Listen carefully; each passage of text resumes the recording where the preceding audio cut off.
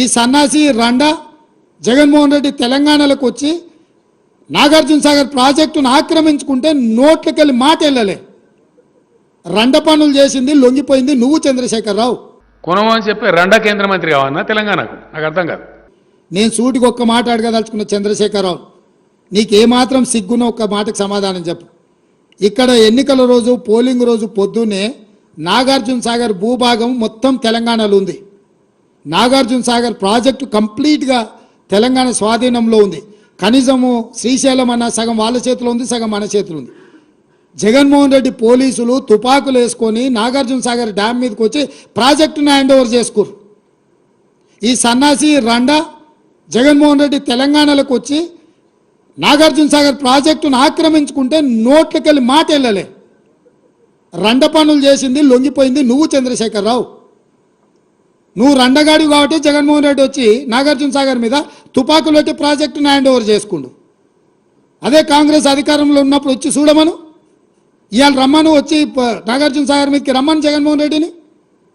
నువ్వు రండగాడివి, జగన్మోహన్ రెడ్డికి ప్రాజెక్టును తాకట్టు పెట్టి తుపాకులు తీసుకొని వచ్చి నాగార్జున సాగర్ డ్యామ్ను ఆక్రమించుకుంటే పల్లెత్తు మాట మాట్లాడలేదు. నువ్వు పోయి కేంద్ర ప్రభుత్వానికి ప్రాజెక్టులను హ్యాండ్ ఓవర్ చేయడానికి నిధులను కేటాయించినోడు నువ్వు వచ్చి మమ్మల్ని బదనాం చేస్తావా? మా మీద మాట్లాడతావా? వాస్తవాలు ఇట్లుంటే అబద్ధాలతోని అధికారం కోల్పోయిన నిరాశ నిస్పృహలతోటి ఈరోజు మమ్మల్ని బదనాం చేసే కార్యక్రమం పెట్టిండు. అందుకే నేను సూటిగా ఈ ఆధారాలు మీ ముందలు చెప్పి మీ ముందర మాట్లాడితే రేవంత్ రెడ్డి సెక్రటేరియట్లో సమావేశం పెట్టి చాలా మాట్లాడిండు. ఆయన కథ ఏంది, ఆయన కమామిస్ ఏంది అని ఆయన మాట్లాడతాడు. అందుకే నేను సూటిగా ఈరోజు మంత్రివర్గ సమావేశం అవుతుంది. అసెంబ్లీ సమావేశాలు ఎప్పటి నుంచి ఉంటాయో సాయంత్రం వరకు మీకు చెప్తాము. అసెంబ్లీ సమావేశాలల్లో వైట్ పేపర్ ప్రాజెక్టుల మీద రిలీజ్ చేస్తాం, ప్రాజెక్టుల హ్యాండ్ ఓవర్ మీద చర్చ పెడతాం. 48 గంటలు నువ్వు కోరుకుంటే ఇంకెక్కువ కావాలన్నా తలుపులు మూద్దాం, భోజనాలు అక్కడనే పెడతాం, బట్టలు తెచ్చుకో, మేము వస్తాం. మామ అల్లుడు మీరు ఇద్దరు రాండి, లేకపోతే ఎంబడి కొడుకుని తెచ్చుకోరు, అవతల మీ బిడ్డ ఉంటే ఆమెను కూడా ఉమ్మడి సమావేశాలు పెడతాం. ఒకవేళ చర్చ చేద్దామంటే శాసన మండలి శాసనసభ ఉమ్మడి సమావేశాలు ప్రత్యేకంగా ప్రాజెక్టుల మీద జలాల మీద చర్చ పెడతాము. మాకెవ్వరు లేరు, నేను మా ఉత్తమ్ కుమార్ రెడ్డి గారు ఇద్దరమే మాట్లాడతాం. సంబంధిత శాఖ మంత్రిగా వారు మాట్లాడతారు, ముఖ్యమంత్రిగా నేను మాట్లాడతా. చంద్రశేఖరరావు, హరీష్ రావు, తారక రామారావు, కవితారావు నలుగురు మీరు ఒకరి తర్వాత ఒకరు అలచిపోకుంటే ఎంతసేపు అయినా మాట్లాడదాం, చర్చ చేద్దాం. నీకు చిత్తశుద్ధి ఉంటే, నీకు నిజాయితీ ఉంటే ఈ చర్చలకు రాకుండా ముఖం చాటేయకు చంద్రశేఖరరావు. నీకు నిజంగానే నిజాయితీ ఉంటే నీ 10 ఏళ్ల పరిపాలనలో తెలంగాణ ప్రాంతాన్ని, ఎడారిగా ఉన్న తెలంగాణ ప్రాంతాన్ని సస్యశ్యామలం చేయడానికి, పచ్చని పైర్లు పంటలు పండడానికి నువ్వు కృషి చేస్తే పూర్తిగా నదీ జలాల మీద సాగునీటి ప్రాజెక్టుల మీద చర్చ చేద్దాము. చర్చ జరిగినంతసేపు నువ్వు కూర్చోవాలి, నువ్వు మాట్లాడినంతసేపు ఎంతసేపు అయినా మాట్లాడు, నువ్వు నీకు అనుమతిస్తాము, నిన్ను అభ్యంతర పెట్టము. నువ్వు నీ అల్లుడు, ఎందుకంటే 5 ఏళ్ళు ఆయన మంత్రి, 5 ఏళ్ళు ఈయన మంత్రి సాగునీటి ప్రాజెక్టు, 5 ఏళ్ళు ఈయన ముఖ్యమంత్రి, 10 ఏళ్ళు ఈయన ముఖ్యమంత్రి, 5 ఏళ్ళు ఆయన ఆర్థిక మంత్రి. వ్యవహారం అంతా మామ అల్లుల మధ్యలోనే జరిగింది. మీకు పూర్తిగా అవకాశం ఇస్తాం. ఒక్క నిమిషం కూడా నీ మైక్ కట్ చేయం చంద్రశేఖరరావు, రా. ప్రతి డాక్యుమెంట్ తీసుకొని నేను మా మంత్రివర్యులు ఉత్తమ్ కుమార్ రెడ్డి గారు మేము మాట్లాడతాం. వాస్తవాలను ప్రజలకు చెప్పుదాం. ఎవడు ద్రోహి, ఎవడు దొంగ, ఎవడు లొంగిండు, ఎవడు వంగిండు, ఎవడు ప్రాజెక్టులను తాకట్టు పెట్టిండు, ఎవడు ముఖ్యమంత్రి ఉన్నప్పుడు ఈ తెలంగాణకు అత్యంత ద్రోహం జరిగింది. ఉమ్మడి రాష్ట్రంలో జరిగిన అన్యాయానికంటే 60 ఏళ్ళు ఉమ్మడి రాష్ట్రంలో జరిగిన పరిపాలనలో జరిగిన నష్టానికంటే చంద్రశేఖరరావు ముఖ్యమంత్రి అయిన 10 ఏళ్లలోనే కృష్ణానది జలాలలో తెలంగాణకు తీరని అన్యాయం జరిగింది. నేను నిర్దిష్టమైన ఆరోపణ చేస్తున్నా. పోతిరెడ్డిపాడైనా, రాయలసీమ లిఫ్ట్ అయినా, ముచ్చుమరి ప్రాజెక్ట్ అయినా, ఈరోజు పాలమూరు జిల్లాలో మొదలైన నీళ్లు శ్రీశైలం రాకంటే ముందే రాయలసీమ ప్రాజెక్టు ద్వారా రోజుకు 12-13 టీఎంసీలు, 30 రోజులు ఈయన మనం కళ్ళు మూసుకుంటే 1000 టీఎంసీలు తరలించకపోతాడు. తాగడానికి కాదు కదా, బురద మెక్కడానికి కూడా శ్రీశైలం దొరకదు. ఇంకా ఈ మొనగాడు పొడిచింది ఎంతనే అని అంటే మొత్తం ప్రాజెక్టులు 1.5 టీఎంసీ 2 టీఎంసీ అన్నాడు పాలమూరు రంగారెడ్డి, అది 1 టీఎంసీకి తగ్గించిండు. అర టీఎంసీ కల్వకుర్తి, 1/4 టీఎంసీ ఎస్ఎల్బిసి, అన్నీ కలిపితే రోజుకు 2 టీఎంసీలు కూడా మనం తెచ్చుకునే పరిస్థితి లేదు ఈరోజు. పాలమూరు రంగారెడ్డి, కల్వకుర్తి, ఎస్ఎల్బిసి అన్ని ప్రాజెక్టులు లెక్కగట్టి నిజంగా అవి పూర్తి చేసి 100% ఆ నీళ్లు మనం ఒకవేళ తెచ్చుకుంటే శ్రీశైలం కంటే ముందుగాల మనం తీసుకోగలిగిన నీళ్లు బిలో 2 టీఎంసీ, వాళ్ళు పర్ డే 13 టీఎంసీ. మన ఉమ్మడి ప్రాజెక్టులు మన దగ్గరికి రావాల్సిన పని లేదు. వాడు ధైర్యంగా మన దగ్గరకు వచ్చి మన ప్రాజెక్టులు స్వాధీనం చేస్తున్నాం. అవతల ఇప్పుడు పోతిరెడ్డి పాడో లేకపోతే రాయలసీమనో ముచ్చుమారి దగ్గరికి మనం పోయి ఆపగలుగుతామా? 12-13 టీఎంసీలు పర్ డే తరలించకపోతే వారం రోజులు చూడనట్టుంటే 100 టీఎంసీల నీళ్లు మాయమైపోతాయి. 100 టీఎంసీల నీళ్లు పోయినాక ఏం బురదమెక్తావా? ఇవాళ అవతలున్న ప్రాజెక్టులు ఎట్లా పాలనో చెప్పమని చంద్రశేఖరరావును. 10 ఏళ్ళు గాడిదలు కాసిండా చంద్రశేఖరరావు? 12-13 టీఎంసీల నీళ్లు తరలించకపోవడానికి ప్రాజెక్టులు జగన్మోహన్ రెడ్డి కడుతుంటే, చంద్రబాబు నాయుడు కడుతుంటే అడ్డుకోవాల్సింది, కేసులు వేయాల్సింది, ధర్నాలు చేయాల్సింది, నిరసన తెలపాల్సింది, జంతర్ మంతర్లో ఆమరణ నిరాహార దీక్ష చేయాల్సింది వదిలేసి కేంద్ర ప్రభుత్వానికి ఫిర్యాదు చేసి ప్రాజెక్టులను ఆపించే పని చేయకుండా ప్రగతి భవన్లో లేకపోతే ఫామ్ హౌస్లో వండుకొని ఇవాళ ఆయన నల్గొండ జిల్లాకు పోయి నిరసన తెస్తాడంట. నల్గొండ జిల్లాకు నిరసన కంటే ముందు అసెంబ్లీకి రా, అసెంబ్లీలో చర్చ చేద్దాం, ఇవన్నీ ప్రజలకు చెప్దాం తారీఖులతో సహా. ఏ రోజు ఏ ప్రాజెక్టులు మొదలైనవి, ఏ ప్రాజెక్టులు పూర్తయినాయి, ఎవడు ద్రోహి, ఎవడు తెలంగాణను ముంచిండు, ఎవడు తెలంగాణ ప్రజల్ని వంచిండో 100% ప్రజలకు వివరిద్దాము. నేను మళ్ళీ సూటిగా చంద్రశేఖరరావుకు సవాల్ విసురుతున్నా. రేపు రాబోయే బడ్జెట్ సమావేశాలలో 2 రోజులు వైట్ పేపర్తో సహా ప్రాజెక్టుల మీద స్వాధీనం చేసే విషయాల మీద చర్చ చేద్దాము. 2 రోజులు సరిపోలేదంటే అదనంగా కూడా చర్చ పెడదాము. చర్చ పూర్తయ్యే వరకు నువ్వు అసెంబ్లీలోనే కూర్చోవాలి. కాళ్ళు నొప్పి, కంటి నొప్పి, పంటి నొప్పి అని ఇంట్లో వండుకొని నువ్వు నాటకాలు వేస్తే నీ నాటకాలను ప్రజలు గమనిస్తలేరు అనుకోకు చంద్రశేఖరరావు. నీకు ఏడ నొప్పి లేస్తుందో మాకు తెలుసు. అధికారం పోయిన తర్వాత నీ నొప్పి ఆడలేస్తుందో తెలంగాణ ప్రజలకు తెలుసు. కాబట్టి వీటన్నిటిని దృష్టిలో పెట్టుకొని ప్రజల్ని కేసీఆర్ మళ్ళీ గందరగోళపరిచి మోసం చేయాలని నాటకాలు ఆడుతుండ్రు. నిన్న మన కొడుకు అల్లుడు బిడ్డ మాట్లాడిరుగా చిన్నగా చూస్తున్నాడు, చిన్నగా రంగంలోకి ఎట్లొస్తే బాగుంటుందా అని.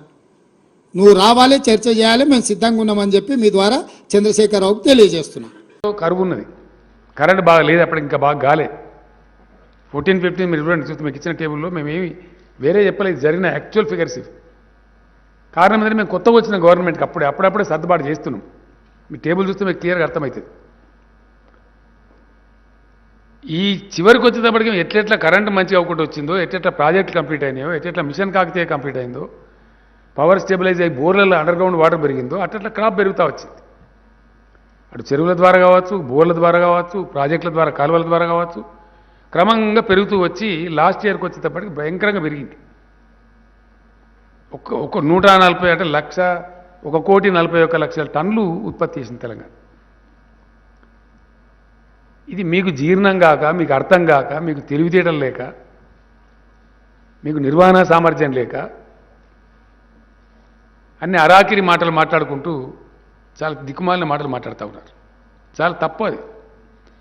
అందుకే ఇలా మేము పార్లమెంట్లో నిలదీస్తూ ఉన్నాం, లోక్సభలో అలా సమాధానం లేదు.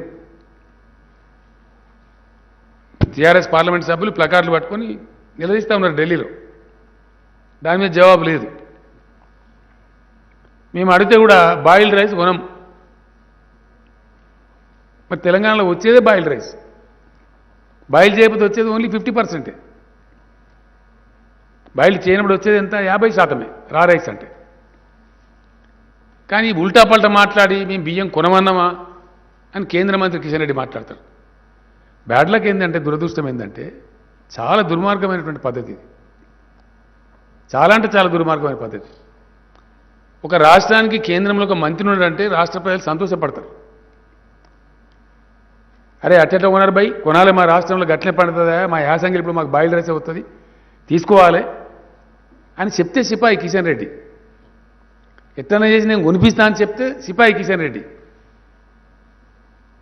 అంతే కదా. కొనము అని చెప్పి రెండో కేంద్ర మంత్రి కావన్నా తెలంగాణకు, నాకు అర్థం కాదు. శాతగాని దద్దమ్మ, ఐఎమ్ వెరీ సారీ. ఏం మాట్లాడుతున్నాడు అతను? ఒక ఉన్మాదిలాగా మాట్లాడుతున్నాడు. I blame definitely. నీ దమ్ముంటే నువ్వు ఏ ప్రభుత్వంలో మంత్రి ఉన్నావో కొనిపి బాయిల్ రైస్ తెలంగాణ నుంచి వస్తుంది. బాయిల్ రైసే వస్తుందండి, 35 degrees టెంపరేచర్లో పడుతుంది మా పంట, కొనండి అని చెప్పు. అది శాత కాదు నీకు. ఏం దిక్కుమాలిన పాలసీ మీది? మీ చేతగాంతనాన్ని మంది మీద రుద్దుతారా? మీది రైతు హంతక ప్రభుత్వం. దిక్కుమాలిన చట్టాలు తెచ్చి మీ ప్రధానమంత్రి క్షమాపణ చెప్పిండి ఇలా రైతుల మొత్తం భారతదేశ రైతాంగానికి. ఎందుకు చెప్పిన క్షమాపణ నాకు అర్థం కాదు. 750 మంది రైతులను పొట్టన పెట్టుకున్న హంతకుల పార్టీ మీది. మీకు మాట్లాడతారా మీరు? మీది రైతు రాబందు పార్టీ. వాస్తవం కాదా? 750 మంది చచ్చిపోలేదా?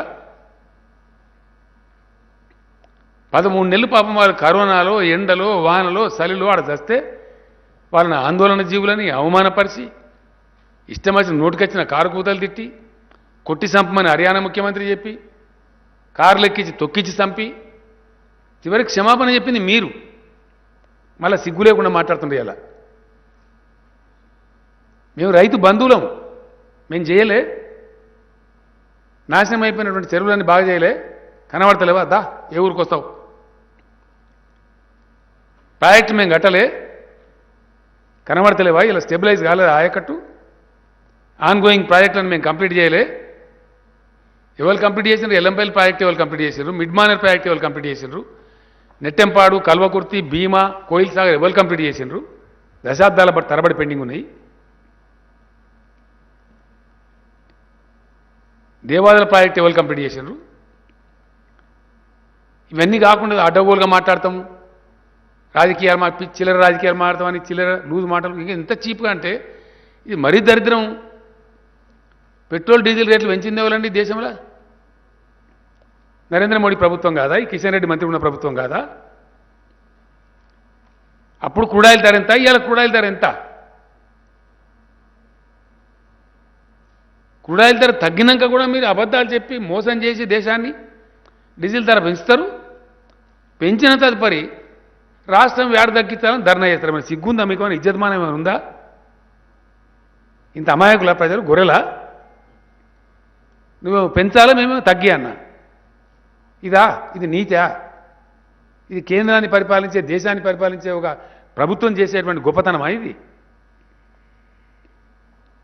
ఇదేం దందా అండి? నాకు అర్థం కాదు. డెఫినెట్గా వీళ్ళు ముంచేటోళ్ళు తప్ప మంచి చేసేటోళ్ళు కాదు, తేలిపోయింది ఇప్పుడు. రైతుల వ్యతిరేక పార్టీ 100%. కిషన్ రెడ్డి మాట్లాడతారు రైతులతో మోడీ ఉండి కొనుమని, బాయిల్ రైస్ కొనమని. నువ్వంత గొప్పడో అయితే అట్లా కొనరా, కొనిపిస్తాం, కేంద్రంతో మాట్లాడిస్తామని చెప్పు. నేను పండితే 75 లక్షల ఎకరాల వరి మేము రెడీగా ఉన్నామా వేయడానికి. నువ్వు కొంటాడు, మేము వద్దంటున్నామా? ఎవరు మోసం చేస్తావు? పదాలు తెలియని పెదవులకు అమృతవాక్యం అమ్మ. సంతానలేమి సమస్యతో బాధపడుతున్న ప్రతి స్త్రీమూర్తి బాధను మేము అర్థం చేసుకోగలం. ఫెటినైన్ వరల్డ్ బెస్ట్ ఎంబ్రియాలజీ ల్యాబ్ మరియు జిల్ట్రిక్స్ అలారం సిస్టాన్ని మొట్టమొదటిసారిగా ఏపీ మరియు తెలంగాణలో ఈ నెల 9న ప్రముఖ సినీ నటి స్నేహ, స్పెయిన్ దేశానికి చెందిన international senior embryologist Javier Herrera గారు ప్రారంభించారు. ఈ శుభతరుణంలో రక్త పరీక్షలు, AMH test, RBS, సెమిన్ analysis, ultrasound scan, follicle scan ఈ నెల 31 వరకు ఉచితంగా అందిస్తుంది. ఫెటినైన్ అంటే సంతానం, 49 అంటే సంతోషం.